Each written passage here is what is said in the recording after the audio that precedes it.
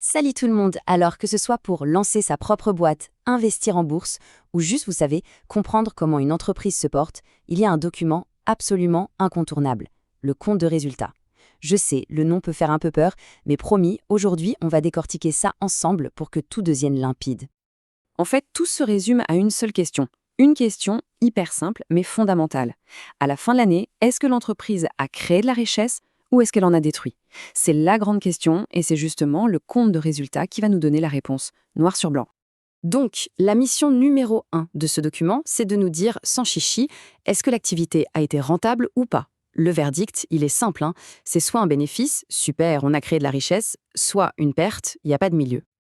Ok, mais alors, comment on arrive à ce fameux verdict? Eh bien, tout repose sur une équation, mais alors une équation toute bête.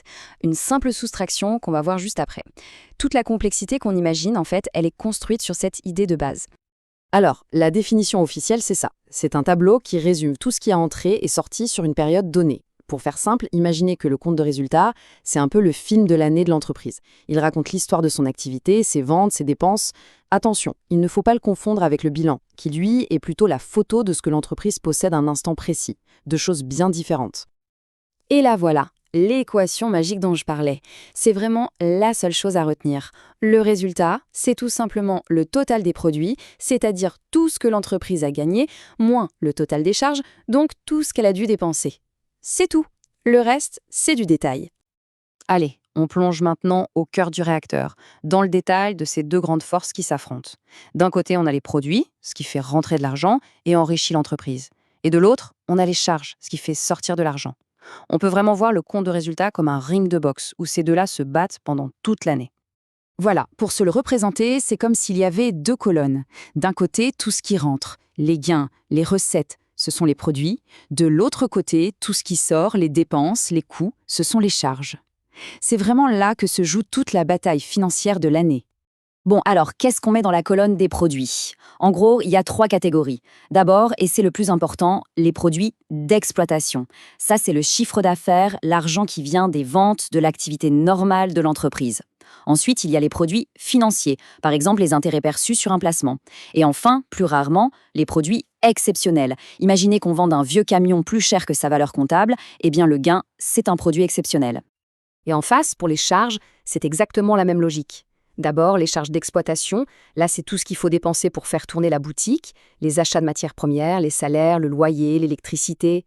Ensuite, les charges financières, typiquement ce sont les intérêts qu'on paye sur un prêt bancaire. Et enfin, les charges exceptionnelles, là c'est les mauvaises surprises, comme une amende par exemple. Alors attention, c'est là que ça devient vraiment intéressant. On ne se contente pas de faire une grosse soustraction à la fin et puis c'est tout. Non, le calcul se fait par étapes, un peu comme une cascade. Et chaque étape, chaque étage de la cascade nous donne un chiffre clé, un résultat intermédiaire qui nous raconte quelque chose de spécifique sur l'entreprise. C'est un peu un voyage qui nous emmène du chiffre d'affaires tout en haut jusqu'au bénéfice ou à la perte tout en bas. Et voilà les grandes étapes de ce parcours. On commence par le résultat d'exploitation qui nous dit si le cœur de métier est rentable. Ensuite, on ajoute ou on soustrait le résultat financier pour voir l'impact des dettes et des placements. Ces deux-là nous donnent le résultat courant avant impôt. Et tout à la fin, une fois qu'on a payé les impôts, on arrive au fameux résultat net. Le chiffre final, celui qui nous dit alors, bénéfice ou perte. S'il y a un chiffre à retenir de tout ça, c'est vraiment celui-là. Le résultat d'exploitation. C'est le plus important, celui que tout le monde regarde. Pourquoi? Parce qu'il nous dit si l'activité principale de l'entreprise, son vrai métier, gagne de l'argent. Peu importe les dettes ou les coups de chance. C'est en quelque sorte le véritable thermomètre de la santé de l'entreprise. Bon, assez de théorie, on est d'accord? Pour que tout ça devienne vraiment parlant, le mieux c'est de prendre un petit exemple avec des chiffres. Allez, on met des nombres sur ces mots et on regarde comment cette fameuse cascade fonctionne en pratique. Ok, regardons ce petit tableau. Imaginez une entreprise qui a vendu pour 100 000 € de produits. Ça, c'est son chiffre d'affaires. Maintenant, on enlève les charges. D'abord, les charges d'exploitation. On a 30 000 € d'achat, 40 000 € de salaire et 10 000 € de loyer. Donc, 100 000 moins tout ça, il nous reste 20 000 €. C'est notre fameux résultat d'exploitation. Et sur ces 20 000 €, l'État vient prendre sa part, disons 5 000 € d'impôts. Et donc, 20 000 moins les 5 000 d'impôts, on arrive à 15 000 €. Et voilà, c'est notre résultat net. C'est le bénéfice de l'entreprise. L'argent qui reste vraiment dans sa poche à la fin de l'année. C'est cette nouvelle richesse qui va renforcer l'entreprise. Maintenant qu'on a vu le comment, voyons un peu le pourquoi. Parce que ce document, au-delà des chiffres, il raconte une véritable histoire. C'est bien plus qu'une simple addition et soustraction. C'est le récit de la performance de l'entreprise. Alors, à quoi ça sert concrètement? D'abord, bien sûr, à mesurer la performance. On a gagné ou on a perdu de l'argent. Mais ça va plus loin.